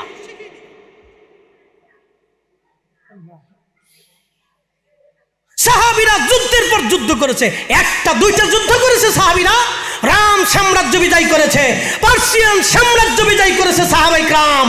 ও সাহাবীদের জীবনে কোনো নারী হত্যার রেকর্ড নাই, সাহাবীদের জিন্দেগিতে কোনো শিশু হত্যার রেকর্ড নাই, সাহাবীদের জিন্দেগিতে কারো বাড়ি ঘরে আগুন দেওয়ার রেকর্ড নাই, সাহাবীদের জিন্দেগিতে কোনো পশু হত্যার রেকর্ড নাই, সাহাবীদের জিন্দেগিতে কোনো মাল সামানার এই বাড়ি ঘর থেকে শ্বাস করে নিয়ে আসার কোনো রেকর্ড নাই, সাহাবীদের জিন্দেগিতে এইভাবে কোনো নারীকে ধর্ষণ করার রেকর্ড নাই। একসাথে বলবেন আল্লাহু আকবার। না জোরে বলেন, জোরে বলেন। পৃথিবীর বিরাট বড় কুফফার বাহিনীর সাথে লড়াই করেছে। পার্সিয়ান সাম্রাজ্য বুঝেন, 4000 বছর ধরে যারা পৃথিবীতে টিকে ছিল তাদের সাথে জিহাদ করেছে সাহাবীরা। রোম সাম্রাজ্য 7000 বছর ধরে যারা পৃথিবীতে সাম্রাজ্য করেছে তাদের সাথে সাহাবে কেরাম সামনে সামনে রেখে, মুখে মুখ রেখে, বুকে বুক রেখে মাত্র 10-15 হাজার মুজাহিদ নিয়ে লক্ষ লক্ষ রোমান সৈন্যদের সাথে তারা জিহাদ করেছে। মুতার প্রান্তরে 3000 সাহাবী নিয়ে 2 লক্ষ কাফেরের সাথে সাহাবে কেরাম বুক চেতিয়ে লড়াই করেছে, জিহাদ করেছে। তারপরও সাহাবে কেরামদের হারাইতে পারে নাই। তারপরেও সাহাবে কেরাম সেই দিনে, সেই কঠিন সময়ে সাহাবে কেরাম কোনো নারীকে এনে ধর্ষণ করে নাই, কারো বাড়ি আগুন দেয় নাই, কারো মাল সামানা লুট করে নাই। সাহাবীরা সেই সময় তো জিহাদ করেছে।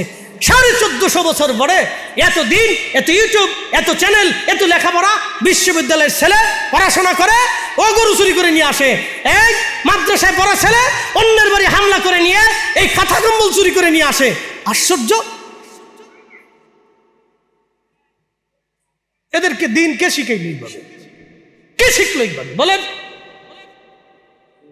এইভাবে যদি চলতে থাকে তাহলে আমাকে আগামীর সমাজ আর রাষ্ট্র কোন দিকে যাবে আপনি জানেন? পরে মুসলমান আমাদেরকে শিখতে হবে। বলে কি শিখবো? সাহাবায়ে কেরামের আদলে শিখবো। বলে শিখতে হবে কি শিখবো? রসুলের আদর্শে শিখতে হবে। কথা বলেন ঠিক না বেটি? নবীর আদর্শে শিখতে হবে আমাদেরকে। প্রিয় উপস্থিতি আমার, এগুলো আমাদের বোঝা জরুরি দায়িত্ব, এগুলো আমাদের শোনা জরুরি দায়িত্ব। আল্লাহ কেন দুনিয়াতে পাঠাইল? কাজ কি আমাদের? কি কাজ আমাদের? বলেন, আমাদের কাজ ছিল ক্ষুধার্তর ঘরে খাবার পৌঁছানো, আমরা ব্যর্থ হয়েছি। আমাদের কাজ ছিল অসুস্থকে সেবা দেওয়া, আমরা ব্যর্থ হয়েছি। আমার দিকে তাকান, উন্নত বিশ্বের দিকে তাকান, ইউরোপের দিকে তাকান। তারা একটা কুত্তা অসুস্থ হলে ডাক্তার কাছে নিয়ে চিকিৎসা করায়। তাদের দেশে একটা কুত্তা আপনি মেরে দেখেন তো, মানুষ তো আরো পরের কথা, আপনি একটা কুকুর মেরে দেখেন, পুলিশে আপনাকে টানতে টানতে ধরে নিয়ে জেলখানার ভিতরে দিয়ে, তুই কুকুর মারলি কেন? তোকে কে মারতে অনুমতি দিয়েছে? সেই সিচুয়েশন থেকে আমাদের সিচুয়েশনে ওরা দেখেন তো, ওরা অনেকে ধর্মকর্মই মানে না, ও ধর্ম বুঝেই না ওরা অনেকে, কিন্তু ন্যায়ের উপরে, নীতির উপরে তারা অটল। অথচ আমরা কলমাপন্ন বলা জাতি এখনো পর্যন্ত মারামারি কইরা আরেকজনের বাড়ি আগুন দিয়ে এরপর খাতা কম্বল, এই সোনা দানা, টাকা পয়সা, গরু ছাগল, হাঁস মুরগি, ভেড়া বকরি চুরি করে নিয়ে আসি, বাড়ির ঘরে ডেকসি পাতিল চুরি করে নিয়ে আসি। লজ্জা করা উচিত, শরম করা উচিত আমাদের।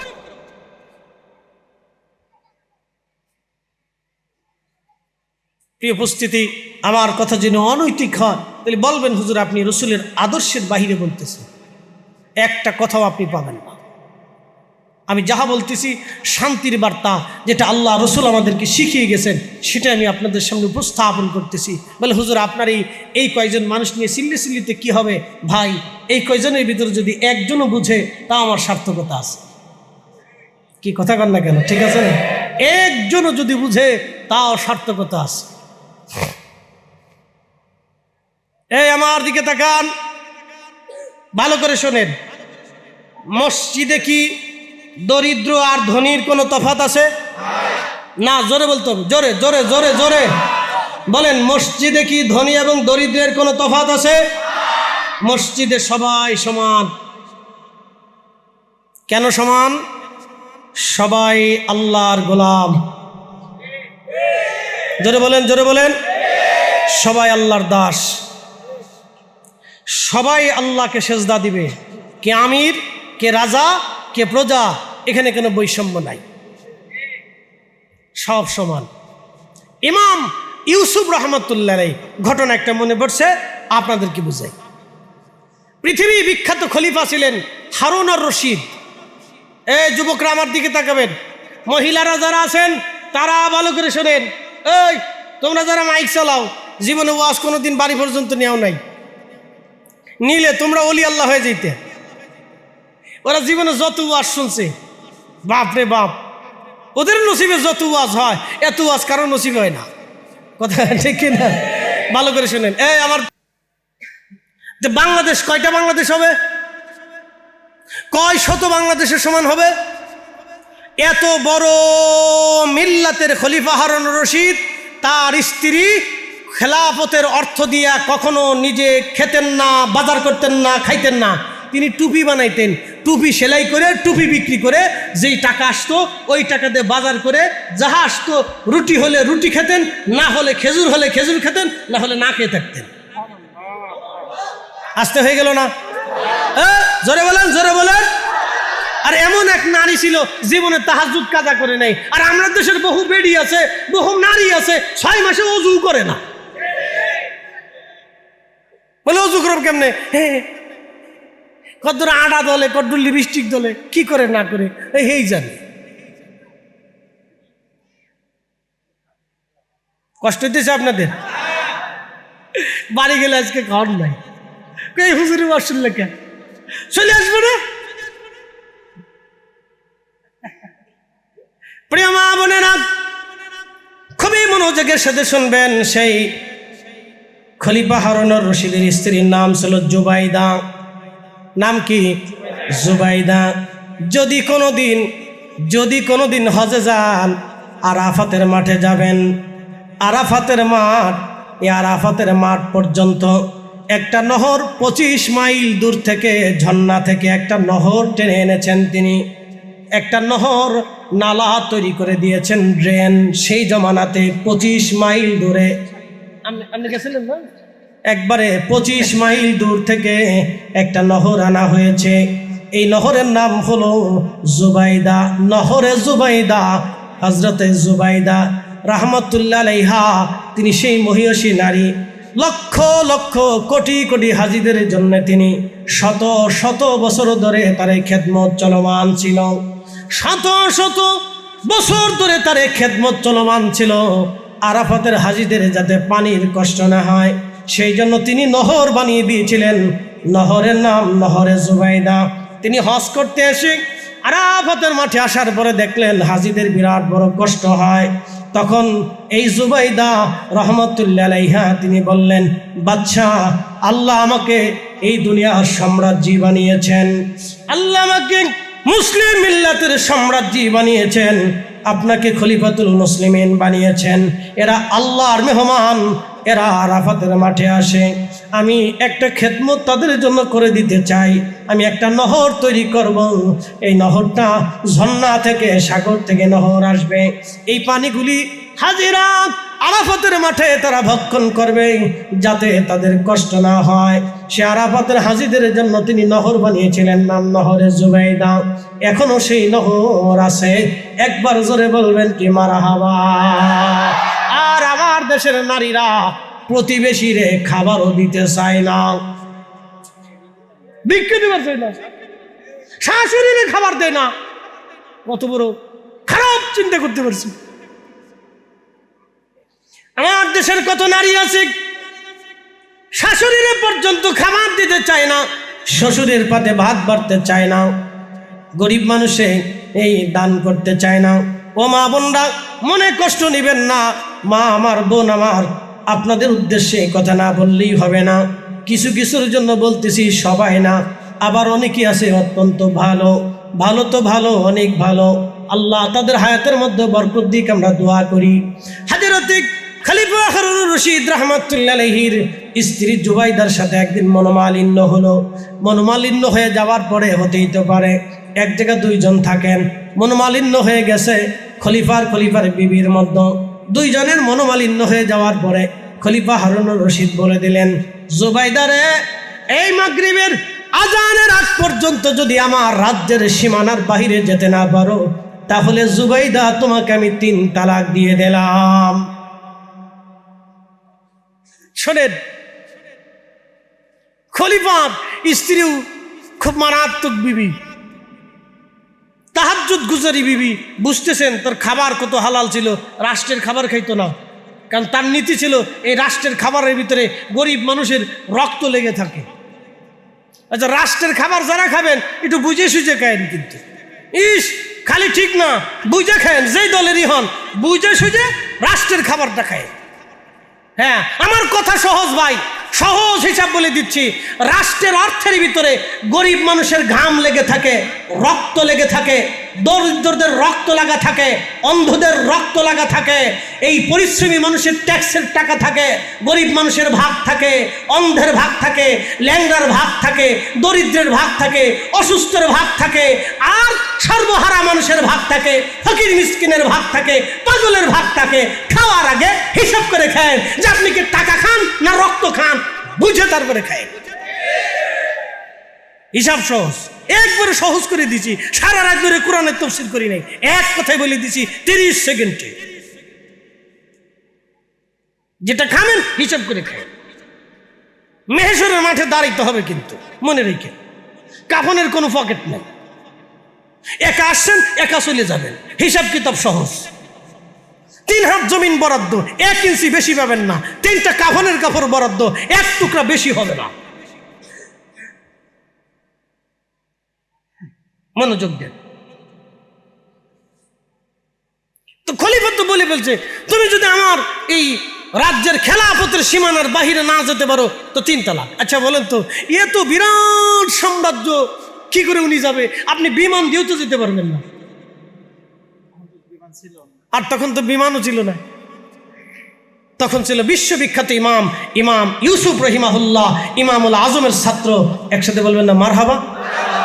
ইমাম আবু ইউসুফ ইমাম আজমের ছাত্র, ইমাম আজম ইব্রাহিম নখীর ছাত্র, তিনি হযরত আব্দুল্লাহ ইবনে মাসউদের ছাত্র, তিনি রাহমাতুল লিল আলামিনের ছাত্র, আর তিনি রব্বুল আলামিনের ছাত্র, আল্লাহর ছাত্র, নবীজির ছাত্র হযরত আব্দুল্লাহ ইবনে মাসউদ, তিনার ছাত্র ইব্রাহিম নখী, তিনার ছাত্র ইমামুল আজম আবু হানিফা, তিনার ছাত্র ইমাম আবু ইউসুফ রহিমাহুল্লাহ। একসাথে বলবেন না মারহাবা? একবারে সনদ বলে দিলাম। চলবে? চলবে না বাড়ি চলে যাবেন? হ্যাঁ, আর একটু চলো, 10টা মিনিট চলবে না? না ঘুমাই কেরা, হাত উঁচা করেন তো, জোরে জোরে জোরে জোরে। চলবে? ফজর পর্যন্ত চলবে? হ্যাঁ হ্যাঁ হ্যাঁ, ঠিক আছে ঠিক আছে, থাকা লাগবে না। আপনার যে কইছেন চলবে, আল্লাহ লিখে ফেলছে। মারহাবা কোন? নিয়ত করছেন, আল্লাহ লিখে ফেলছে। নিয়ত করার সাথে আল্লাহ লিখে ফেলছে। সারা রাতের নেকি আজকে হয়ে গেছে। মারহাবা কোন? আমি দেই নেই, আমার দেওয়ার অধিকার নাই, উনি দিছেন। যিনি আপনারা এখানে নিয়ে আসছেন তিনি দিছেন। যিনি আকাশের সূর্যের ব্যবস্থা করেছেন উনি দিছেন। যিনি জমিনকে সিক্ত করেছেন উনি দিয়েছেন। ওনার কোনো অভাব টভাব নাই। উনি খয়রাতি না, ভিখারি না। উনি হচ্ছেন সর্বকুলের সর্বসময়ের মহামালিক, মালিকুল মুলক। তুতিল মুলকা মান তাশাউ ওয়া তানজিউল মুলকা মিম্মান তাশাউ ওয়া তুইজ্জু মান তাশাউ ওয়া তুযিল্লু মান তাশাউ। তিনি সব দেন, তিনি রাজত্ব দেন, তিনি ছিনিয়ে নেন, তিনি ইজ্জত দেন, তিনি ছিনিয়ে নেন, তিনি রিজিক দেন, তিনি ছিনিয়ে নেন, তিনি ধনী বানান, তিনি দরিদ্র বানান, তিনি ভিখারি বানান, তিনি অসুস্থ বানান, তিনি সুস্থ বানান, তিনি সব দেন, তিনি হায়াত দেন, তিনি মৃত্যু দেন। আমরা ওনার মুখাপেক্ষী। এ কথা শেষ, ওয়াজ শেষ, ভালো করে শুনেন। মহিলারা কি আসে না ফলে চলে গেল যে শাল্টিং দিছি আজকে। যতই ওয়াজ করেন স্টার জলসা শেষ হবেন না। খালি ঠিক নাম দিছে বিসমিল্লাহ চটপটি হাউস। বাপ রে বাপ, যে এমনি খায় তার হিসেব নাই। খুব মনোযোগ দিয়ে শুনে যাবেন। হাজরাত ইমাম ইউসুফের কাছে চলে আসলেন। ইমাম হযরত ইউসুফ রাহিমাহুল্লাহর কাছে চলে আসলেন জুবাইদা। এসে বললেন, ইমাম, আমার স্বামী বলে ফেলেছেন আগামী আজকের দিনের সূর্য ডোবার ভিতরে যদি আমি তার খেলাফতের সীমানার বাহিরে না যাই তাহলে আমাকে 3 তালাক তিনি দিয়েছেন। খলিফাতুল মুসলিমিন আমাকে এই কথা বলেছেন। এখন আপনি এছাড়া এর সমস্যার সমাধান কেউ দিতে পারবে না। কি করব আমি? আপনি এখন ব্যবস্থা করেন, ফতোয়া আপনি দেন। বিশ্ববিখ্যাত ইমাম আবু ইউসুফ রাহিমাহুল্লাহ, আল্লাহু আকবার, অনেক বড় আলেম ছিলেন, অনেক বড় ফকি ছিলেন তিনি। হযরত ইমাম ইউসুফ রাহিমাহুল্লাহ তিনি খাদেমকে বলেন, বেটারা মসজিদের একটা কোণাতে সুন্দর করে একটা হুজরা বানাও, সুন্দর করে একটা রুম বানাও, এই রুমে বিশ্রামের ব্যবস্থা করো, তাড়াতাড়ি করবে।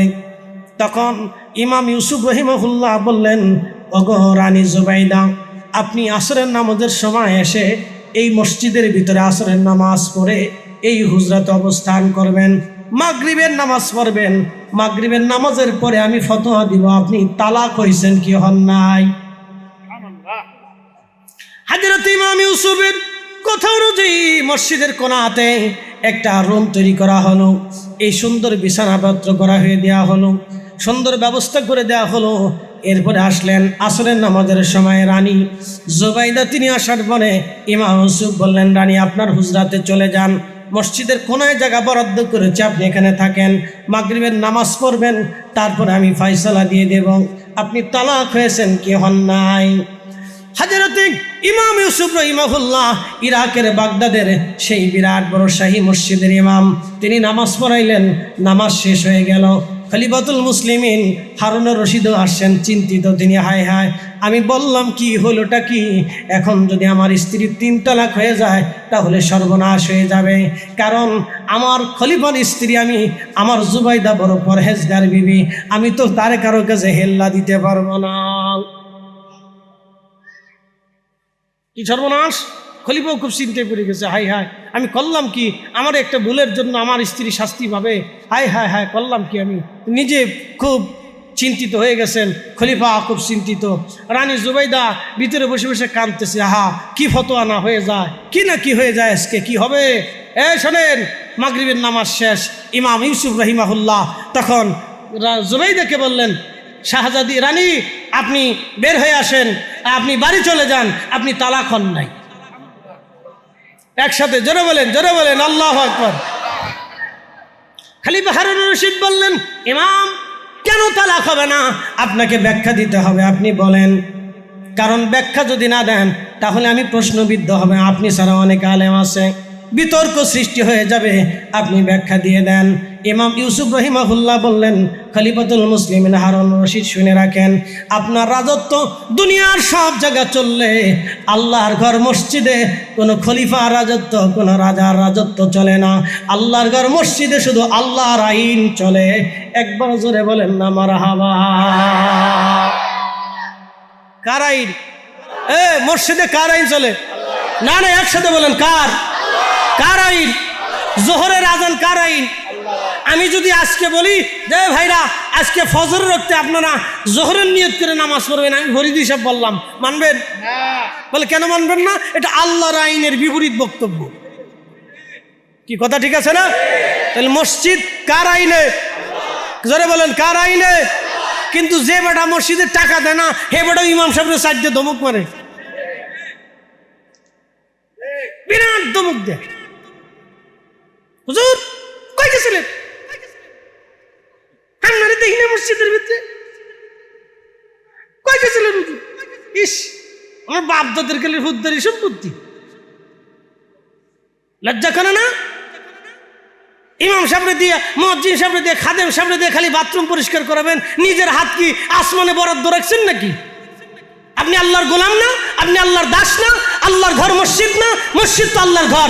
আপনি বাচ্চা হতে পারেন, প্রেসিডেন্ট হতে পারেন, ওই মসজিদে আপনার 4 পয়সাও মূল্য নাই। আপনি সেনাপ্রধান হতে পারেন, ওসিডিসি এসপি হতে পারেন, আপনি জয় হন না কেন, আল্লাহর ঘর মসজিদ, আপনি আল্লাহর দাস, আল্লাহর গোলাম, আপনি আল্লাহর দরবারের মসজিদের খাদেম। কথা বলেন ঠিক না বেটা? এখানে সবাই সমান। প্রেসিডেন্ট হতে যদি হয়, তাও তাকে নিজে হাতে মসজিদের বাথরুম পরিষ্কার করা জরুরি। প্রধানমন্ত্রী হলেও তাকে মসজিদে এই বাথরুম পরিষ্কার করা জরুরি। উপস্থিতি আমার, আর আলোচনা বাড়াবো না। বলেন, মিলাদুন নবী চলবে না বন্ধ হবে? যেমনি করছেন ব্রাহ্মণবাড়িয়ার লোকের আওয়াজ তো এরকম না। জোরে জোরে জোরে জোরে জোরে জোরে জোরে জোরে জোরে হাত উঁচু করে বলে, চলবে চলবে চলবে চলবে চলবে। কারো ফতোয়ায় আমরা বন্ধ করব, কারো ফতোয়ায় বন্ধ হবে, কারো চোখ রাঙানিতে বন্ধ হবে, কারো ফতোয়ায় বন্ধ হবে, কারো চোখ রাঙানিতে বন্ধ হবে, কারো বেদাতের ফতোয়ায় বন্ধ হবে। সুজা হিসাব, আমার এত ফতোয়ার দরকার নেই। ফতোয়া বহুত বুঝছি, ফতোয়া বোঝা হয়ে গেছে আমরা। আল্লাহ আমাদেরকে আল্লাহর দ্বীনের উপরে, রসুলের তরিকার উপরে আমাদেরকে নিজের জীবন বাস্তবায়ন করার তৌফিক নসিব করুন, বলেন আমিন। আসেন, কিছু সময় আল্লাহর জিকির হবে। ব্রাহ্মণবাড়িয়ার মানুষ জিকিরের পাগল, আমি জানি, একটু জিকির দরকার। আপনারা জিকির করলে অনেকে আবার দূর থেকে হাসবে, ওই দেখো এই বেদাতির দলেরা কি শুরু করলো। শোনেন, আপনাদেরকে আজকে একটা কথা বলি, ভালো করে শুনে রাখবেন। জিকির আল্লাহর